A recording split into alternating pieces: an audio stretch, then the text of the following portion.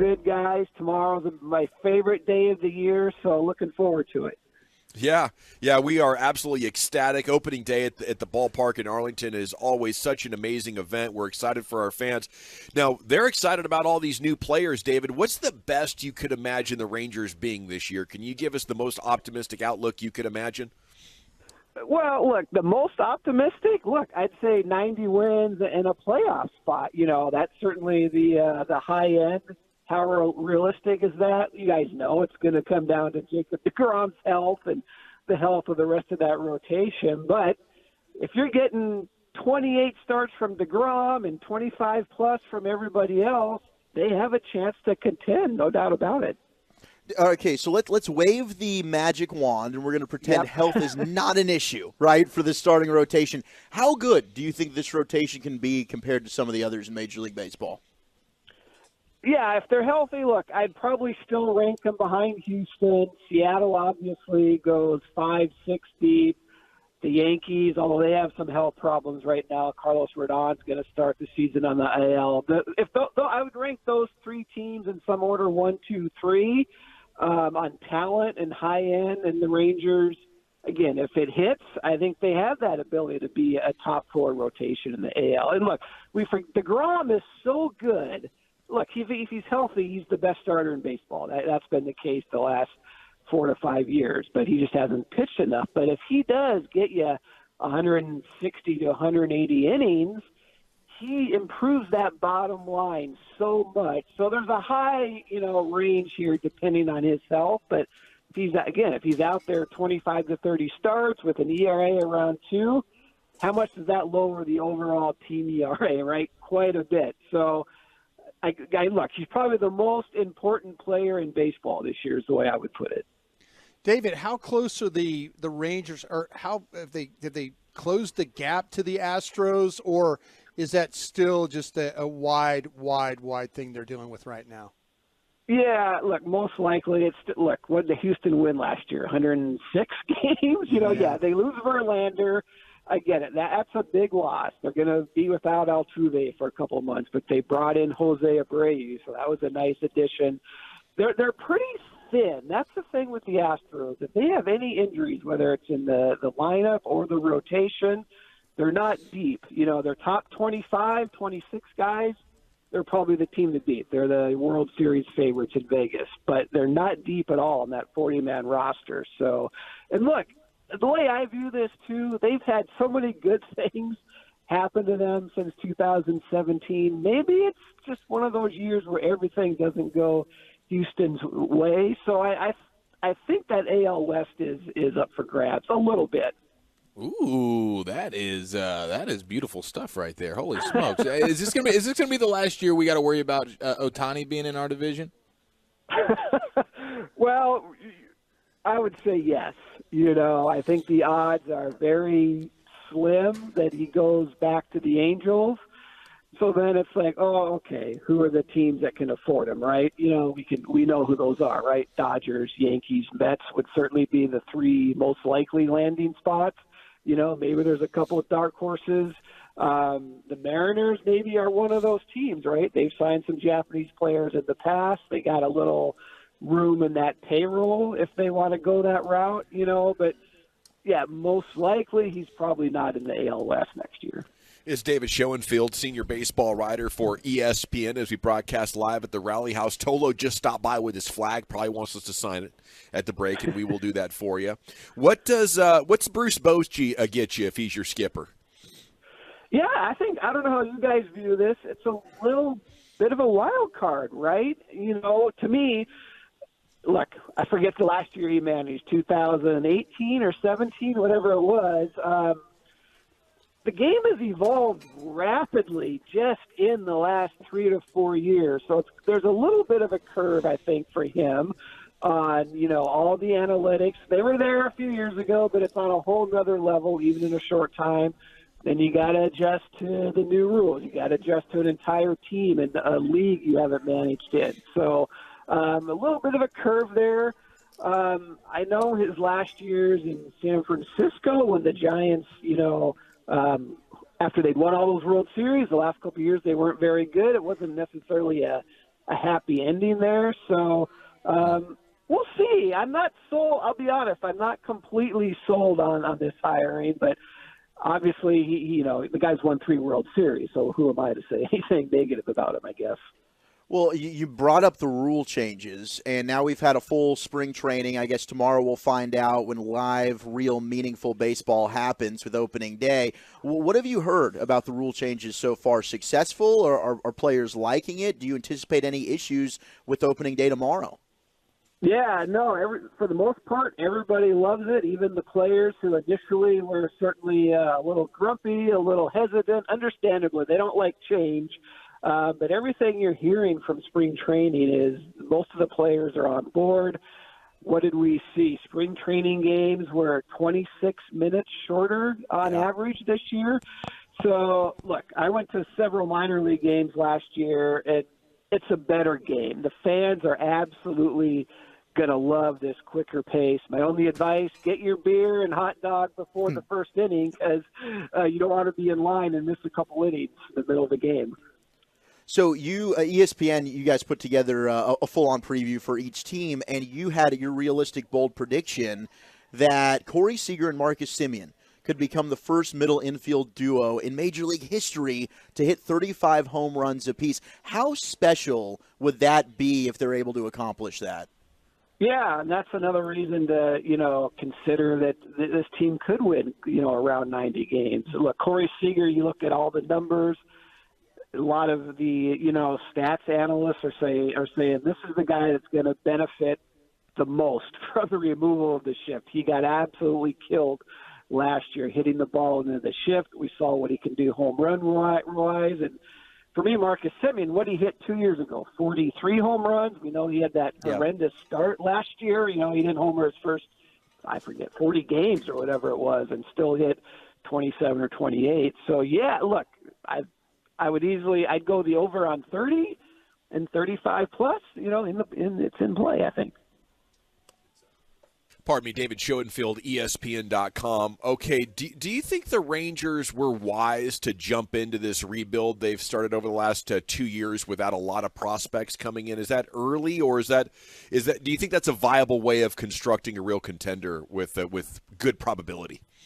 Yeah, no, it's a great question, and I think it is a little risky because you're already into year 2 in these long-term deals with Seager and Semien, and let's be honest, they're not getting any better at this stage in their careers, other than how the shift might help Seager. But so the question is, can you build fast enough at this point while those guys are still in their prime? Can you build fast enough while deGrom is still healthy?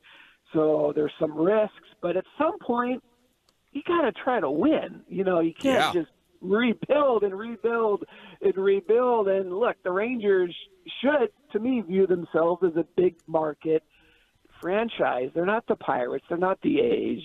They don't have to worry about rebuilding. They should be trying to win all the time. You mentioned opening day, your favorite day of the year, David. What's your favorite individual opening day of the calendar that you remember, or an individual game? Oh, that's a good question. Well, I grew up in Seattle, and there was a game, I don't know how old you guys are. They had a third baseman named Jim Presley. Made the All-Star team one year, not a great player. He was a hitting coach for a while in the majors. Opening day, I forget what year, 87, 88. He hit a home run in like the 8th or 9th inning to tie it. Then he hit a home run in extra innings to walk it off. So as a kid, that's always the one I remember. Of course, Ken Griffey Jr. hit a lot of opening day home runs for the Mariners as well. Yeah. But I always remember that Jim Presley game. Well, as a kid that grew up in Vancouver, Washington, I know those names well. Go.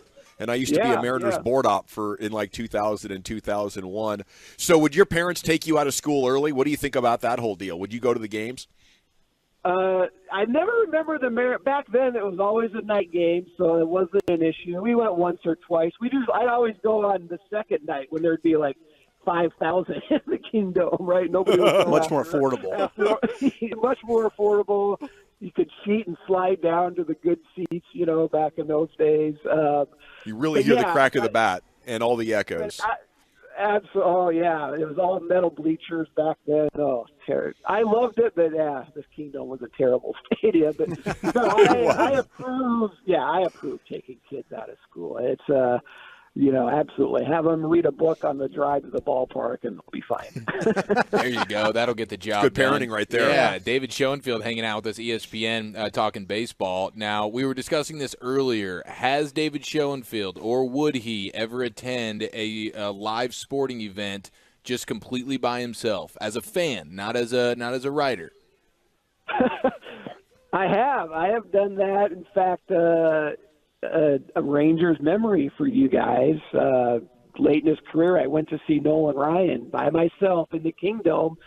Harold Reynolds led the game off with the base hit, and that was the only hit they would get the whole game. So I almost saw Nolan Ryan no-hitter back in the day. What would that have been, number 8 or something? Amazing. Dang, dude, that is fantastic. Yep. You got to do that all. That's the last game he ever pitched. That was in the Kingdome. That's right. Against the Mariners. Dan Howard, a very obscure nobody, hit a grand slam off him, and that was it. That was the last batter. I think he might have walked the next guy, and that was it. Never pitched again. David Schoenfield, senior writer, ESPN.com, here with us. Okay, since you brought up Texas, I want to know from a national perspective. We have Nolan Ryan. We had the World Series. The Astros are kicking butt, taking names. And, we were pretty good in 15 and 16 as well. I feel like it's become a great MLB market. What do you think of Texas as a baseball state these days, Dave?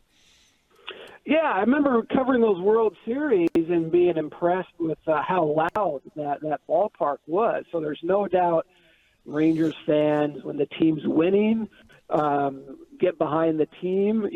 Look, obviously football will always be number one down there. I understand that. But, look, they'll support the team. I don't know what their attendance was the last few years. Obviously, COVID, it's hard to kind of gauge that. But if they win, the fans will come out, But in that state, I would say there's probably a little more pressure. They're not going to show up. There's some teams, the Cardinals, although they always win, but Cardinals fans are always going to show up. Cubs fans are always going to show up. I think you probably need to win there to consistently draw those big crowds. Well, to piggyback off that, David, the Rangers the last 2 off seasons we've talked about it. They get Seager, they get Simeon, they get deGrom, who was the big fish this offseason. You mentioned they got to win, which I agree with, but are they becoming more of a destination for free agents now? Well, right, Texas is a no-tax state, right? I believe so. That's a selling point, no doubt. When you're talking about these 9-figure contracts, I think that's a little bit of a small factor for players. And look, there's no doubt most of these guys in the off season, they live in Arizona or Florida, if they're not in their hometown state. So in general, they do prefer the warm weather states, these guys all golf and all that kind of stuff. So there's no reason it shouldn't be a premier destination. But you also got to be willing, like they have the last couple of years, to pay the big bucks. In the end, money talks, right? We all know that. But yeah, it's a great area for players. So I think if the Rangers build a winner, it's only going to help them in the future to get, better players there in free agency. Final question for you, sir. David Schoenfield, ESPN.com. We had Pudge on the station this morning, Ivan Rodriguez, and he said he would rather win the World Baseball Classic than the World Series if he was a player right now. How much do you think other players would agree with that idea?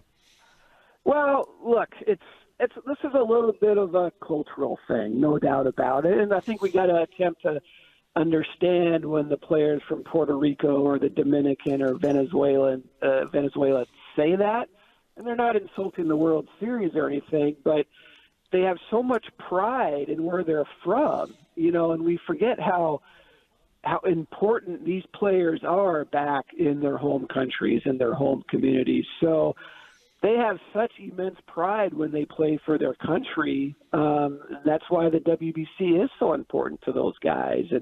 And I think maybe as Americans, we don't necessarily understand that because we grow up, the World Series is what it's all about, or the Super Bowl or what have you. But other countries can view things differently. Japan, it's just as big over there. The TV ratings in Japan were off the chart. Something like 80% of all TVs in Japan were watching that championship game. So, but I think we saw the WC pick up a lot of momentum this year among Americans as well. But yeah, it's huge in those other countries. Yeah, I can't wait for 2026 now. This is cool. I just hope we get more American arms involved here. And if it's that big of a deal to the rest of the world, maybe we should think it's a bigger deal. Let's try to win this thing. Yeah, I think you will. I mean, I get it. Max Scherzer, the Mets are paying him $43 million. I can see where his loyalty lies, and there's, the Yankees is another example. I don't think any of their players played in the WC. Teams aren't supposed to not allow guys, but I'm sure there was a lot of under-the-table hint from Yankees management, right, saying we don't want you to play. So there's some of those hidden pressures from teams that we maybe don't know about. But I think, again, it got so much momentum this year. The lineup obviously was full of superstar hitters. I think we will see some of those star pitchers next time around. Hey, the first one, 2006, Roger Clemens. I know he was at the end of his career, but he played in that first WBC. So. Yeah, I'm all for it, just not Jacob deGrom. You know what I'm saying? Look, no doubt. There's certain guys a Jacob deGrom you would probably not want pitching in that. And I remember Scherzer had a good point when he said, "I'm not ready to throw playoff type innings in March." And that is the concern, that you're out there at 110% adrenaline and injuries can happen, no doubt. Well, thanks for the baseball chat and the insights, sir. Enjoy the season and your opening day tomorrow. All right, you too, guys.